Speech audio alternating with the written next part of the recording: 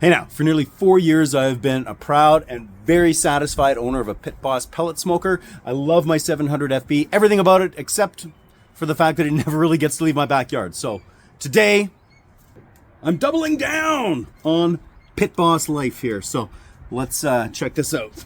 So I picked up a Pit Boss PB 150 PPS. This is their tabletop pellet grill and smoker, and I'm very excited to rip into this and see what it's like. So I'm just going to cut into this here, get these straps off. And if I learned anything from unboxing my Pit Boss 700 FB, it's that I wish I had taken off the bottom part of the box in order to remove the pellet smoker. And lift off. Once you pull off the top of that box there, everything is pretty much exposed. This is way easier than opening the top of the box and trying to slide this whole styrofoam unit out.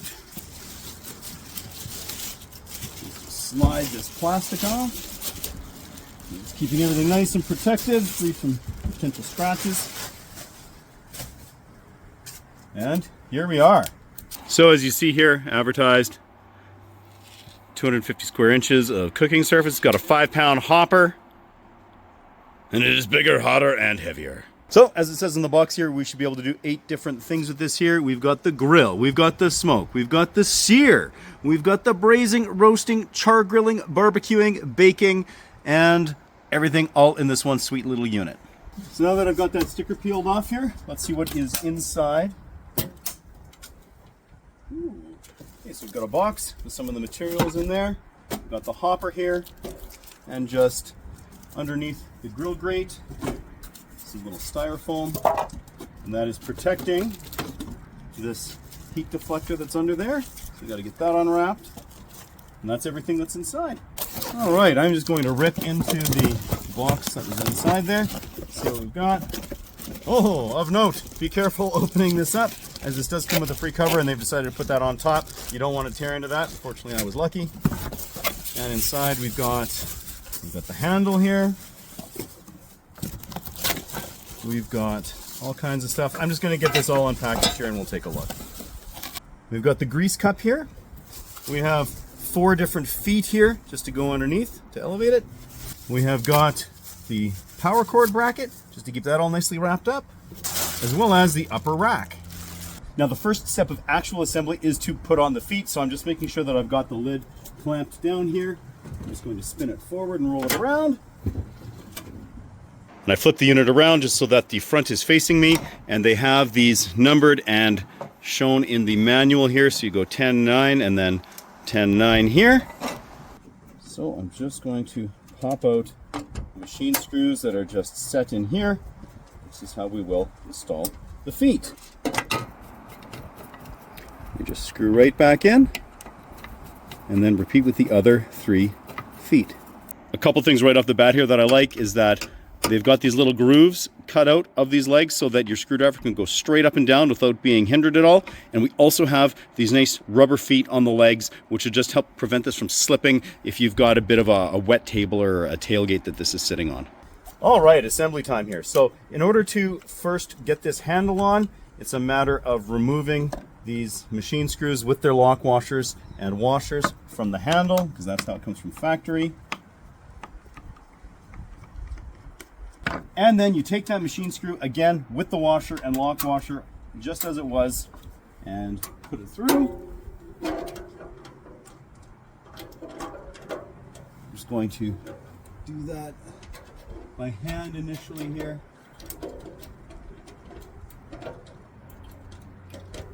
And then just with Phillips head screwdriver, which is the only tool other than, I guess, a utility knife that a person needs in order to assemble this here. There, handle installed. While I'm at it, I'm going to remove that other little paper there. Now the next step while we have this open is to unwrap this. I always think of this as a heat deflector, but it is a flame broiler. And this, once this is up and running, allows you to just slide this to expose the fire pot there, and you can have direct searing over top of that. And it's easy to install. You simply line up this slot with the little peg on the inside, and it is done. And there we are, flame broiler installed, and this is able to slide back and forth. And now I'm just removing the cooking grid from its plastic, setting that in. And then we've got the upper cooking rack, which is actually able to be installed anywhere along here. And you just start with the one side, you just kind of hook it in and then set it down just like that. And now I want to install that cord bracket. So I'm just going to pop off the screws from here, put them through the bracket, and just screw that back on.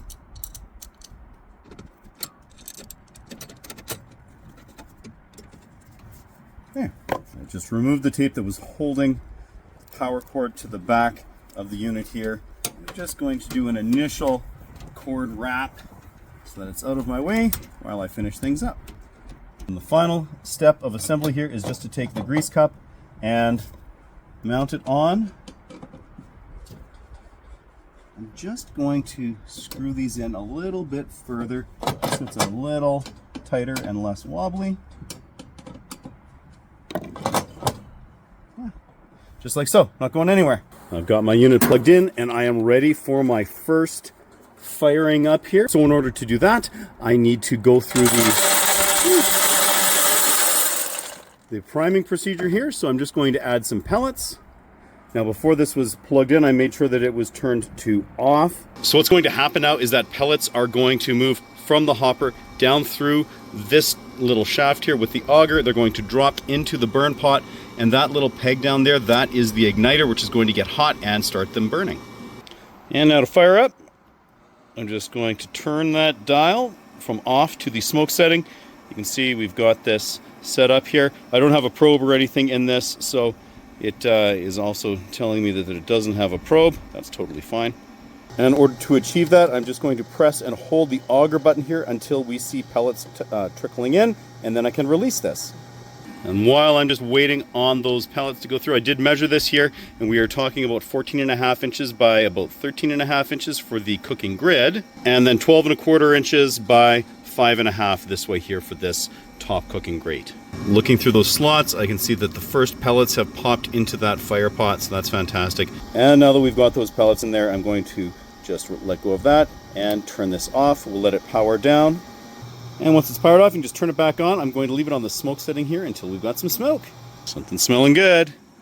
We have got smoke. It is working. You can see there that we've got a bunch of pellets in there. They are fired up. I'm going to let this go here for a little bit. There are some oils that come just from manufacturing in here to prevent rust during storage and transport and all that. So I'm going to let this burn for a little while. If you are new to pellet smoking, you'll find that when you first fire these units up, there seems to be quite a bit of smoke. That's just getting this up to its initial temperature. And after that, once it's maintaining, the smoke is really quite reasonable. You want to turn it on up.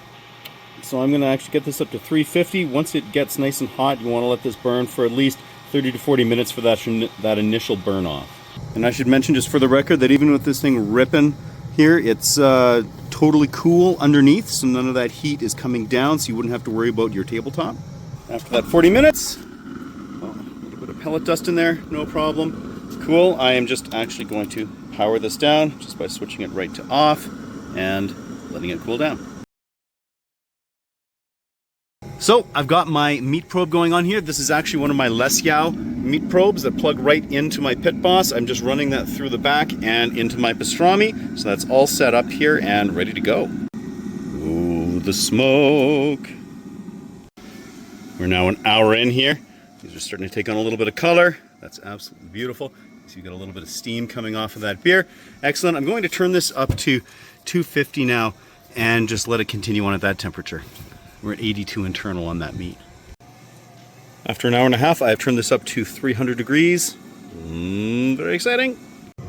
After 4 hours, we've hit 140 degrees. This moose pastrami is looking beautiful. The one on the left here has cooked a little bit more than the one on the right, so I'm going to give that a little bit more time, but I can pull this one off here and let it rest. And my meat is all done now, so I'm going to go ahead and I just turned off the unit here, right by cranking that over like that, and we will let it power down.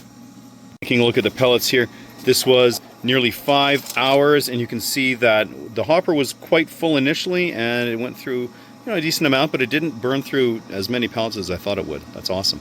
So I would say this was an extremely successful first cook here. I'm really, really happy with how this turned out.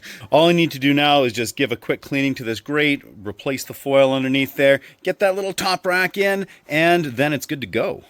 And of course, the fact that this does come with this heavy-duty Pit Boss cover that has drawstrings and everything on it, so you can get this to fit perfectly around the Pit Boss 150 PPS. Overall, I have to say I'm super happy with this purchase here, so stay tuned for some videos coming up where I'm going to be taking this out on the road, camping, doing some fun things here with it, and until next time, keep it at 11.